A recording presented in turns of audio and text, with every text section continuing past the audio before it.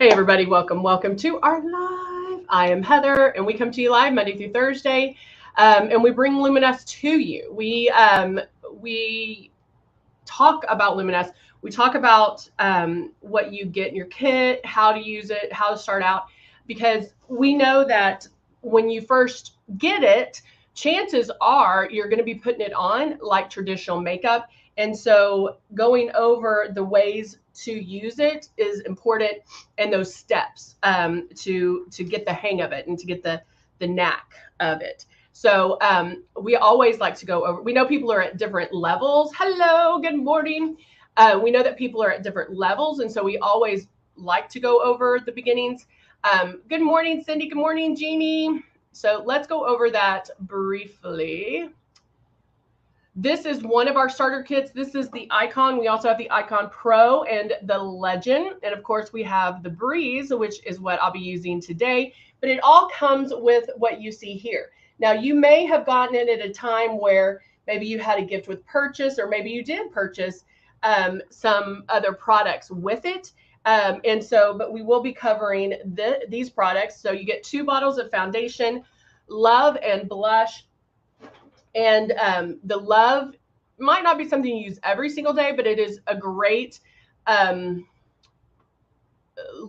gives you that youthful glow.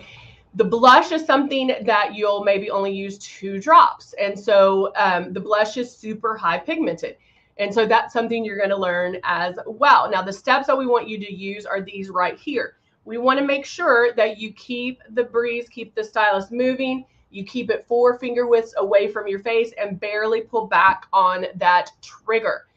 That is the key, because you don't want so much makeup to come out all at once. You want it to go on super light. This is live. Good morning. Another Facebook user. I don't know if it's the same one. So this is, hey, Whisperer. Hello, Heather. How are you? Hey, Lindy, how are you? All right, so let's go ahead, and we have YouTube and Facebook going on at the same time, and I love that. So I love the people that are jumping on YouTubers. But if there's questions that you have, ask. Even if it's not regarding something I'm using right now, you can still ask those questions. So the very first thing, let me see what I'm going to get out. We always talk about pre-coverage. And the one thing I want to discuss is when you're putting this on, it goes on so light, and this blends, the Breeze blends it. I see you, Martin. This blends for you. So unlike, I always tell you, it's retraining our brains into thinking Luminess and airbrushing versus traditional makeup. Because traditional, we see it, we blend it out until it, until there's no demarcation lines. With the Breeze and with airbrushing, it blends as you're putting it on. And so I'm about to sneeze. Hold on. Sorry. Okay, I was like, I feel it. And so it blends for you, because you're never going to touch your face when you're airbrushing. And so when you're blending it, or when you're applying it, it blends on, so you don't have to go in there and blend it. Now, in the beginning, while you're still learning and practicing, if there's a hot spot or you do see a demarcation line, you can, what do we want to do? Tap it out. And then that way you can go in and fix it. That way you're not dragging on your face, but you just tap it out and you're good. So I'm actually going to go in and do some pre-coverage with the shade 2, the 020 in Rose. And I'm just going to add a few drops. And so I'm using, when I talk about pre-coverage, I mean like concealer. I'm going in and covering those areas that I need to cover before getting started. Okay, so turning on my system, I have this in here. I have the shades in here, the 020, and I just did it under my eyes. So you can think of it as magic almost, where it's starting to lighten up. Now, am I going to want more coverage than that? Yes. How do we get our coverage? By passes. But notice you're not seeing this. Okay? If you see that, see how that's wet? If you see that, then you know that you're pulling too hard on that trigger, okay? So I can go back. Cover my nose because I know my nose gets red. Cover a little bit down here. Cover a little bit on my forehead, T-zone area. And back over here. I can even do it some of my eyes if I don't need it to, okay? So that way, I have gone in, I started the process of coverage, but I don't have to cover it 100%. Why? Because we have more products. When you're using traditional makeup, half the time you put something on and then you put something else on and then you're wiping that part away. Like you have to get that happy medium of not wiping something away that you just put on because you're using it to cover something, you know, all that. But because we're airbrushing, we're not touching our face. So if you wanted to do everything, no, it's not. It's just a sample, and I didn't realize I was using it until just now, until I started already. So sorry about that. But we're not wiping it away when we're adding something else. And so you're able to build that coverage by passes. Is that making sense, guys? Because you need to think about it like traditional makeup. Wipe, blend, do. And then this, you're never touching your skin, so nothing's being wiped away either, okay? So I am going to go in and use my blush. And I'm going to use Soft Rose. And I'm going to blow what's left. Oh, I was going to blow what was left of that 2 out. But I like to do blush first because it is super high pigmented, meaning a little bit goes a long way. And if you use more, I mean, bottom line is if you use more than 2 drops, you're going to look crazy. And so we don't want that. I like a softer blush anyway. And so still to this day, I do my blush first when airbrushing. And so you can, I find that when you're first starting out, because you're going to automatically, when you're new, spray too heavy. If you do the blush first, that helps you in the application because we're going to put foundation on over it and it's going to blend. So that's why.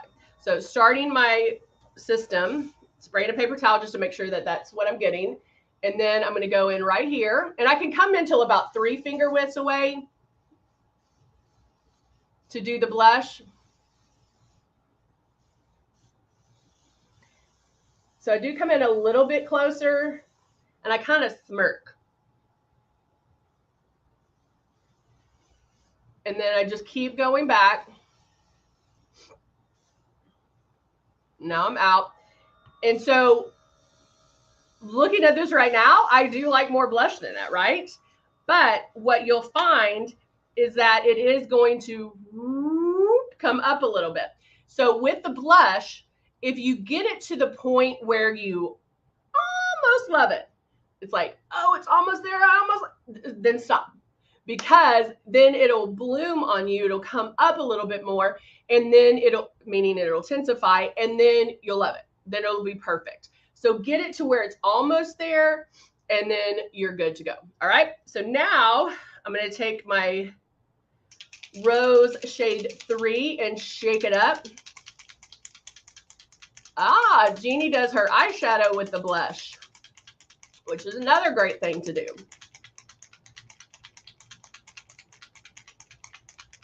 All right, I shook it up. Now, there is a little bit of blush in there I'm going to wipe out. And then I'll probably use about 4 or 5 drops. I won't need as many because I already did pre-coverage and I did my blush. Now, I will tell you right now, it is hot up in here. And so I am going to use some powder. Let's see if I can use this one, if this one's open. Oh, it is. So I'm using the translucent powder, but the powder form.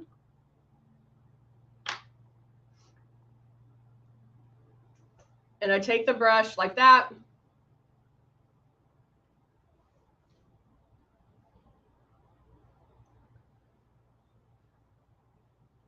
I find that stippling makes it a little bit better. I just like it, but it's hot. It is humid. It is, it's just hot, bottom line. I mean, it's supposed to be like 102 today or something. So I do like powdering first before doing the foundation, because that's going to help keep me matte throughout the day. Hey, Zandra. How come some of the makeup comes out easy and the others keep sticking? I love that. Zandra. So Zandra asked on Facebook, on YouTube, asked a really good question. She's like, how come some of the makeup comes out real easy and others come out and others don't? And that's because of different pigments. If it's a lighter pigment, it's going to come out. If it doesn't have as much, if it's a lighter product, then it's not going to come out as heavy or need as much oomph to get it out. If it is a heavier pigment like the rose or a luminizer or something like that, then it is going to, then it will come out harder, or maybe, but that's why you need to make sure to shake it up, shake it up. Shake it up good, okay? So as long as you shake it up very well, then you're good. The other thing is, if you have the breeze that's the 2-speed, if something's a little bit harder to get out, go to that second level of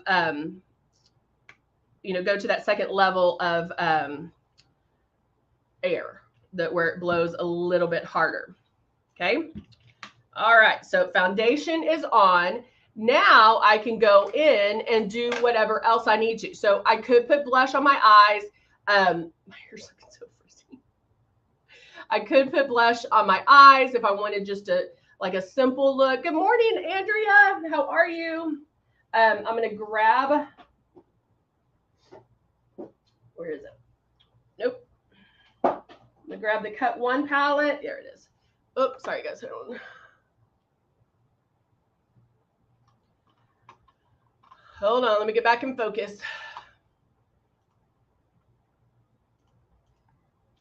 There we are. Okay. So I'm going to grab the Cut 1. And I'm using all 3 colors on the contour side. And then right underneath my blush, I'm doing a little bit of contouring.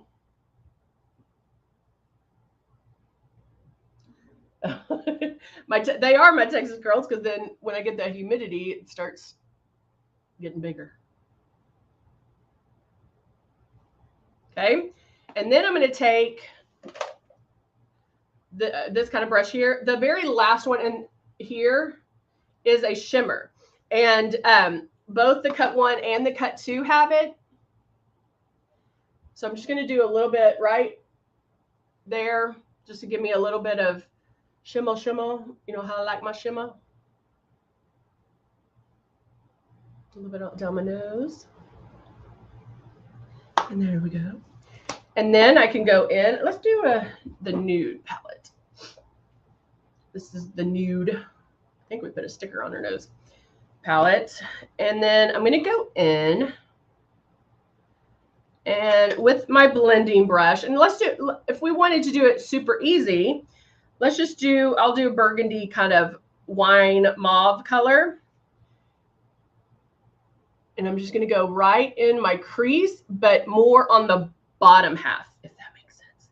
So I'm on my crease, but the brush is kind of getting my lid as well.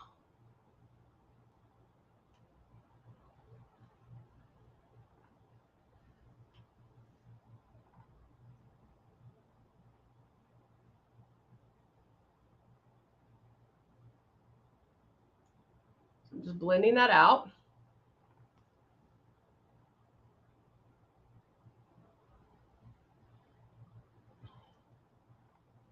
Blend and blend and blend. Make sure there's no harsh edges. Now I can kind of blend it up.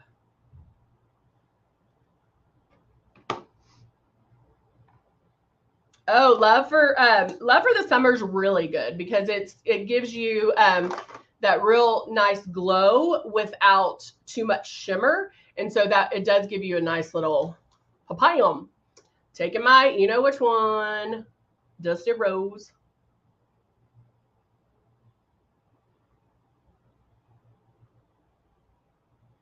Filling in my lips.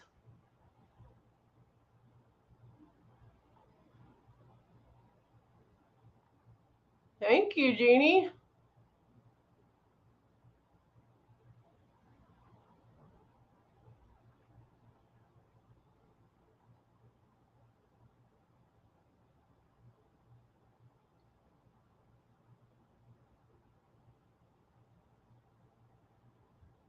Make sure they're even.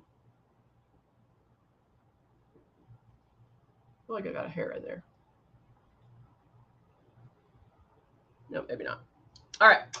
Did my lips, and then I can finish it off with my mascara. Yeah, I like actually using Love in the summer and maybe not so much shimmer because of the fact that you get so hot that you don't want everything to look like shimmer, shimmer, shimmer. You'll look like a disco ball.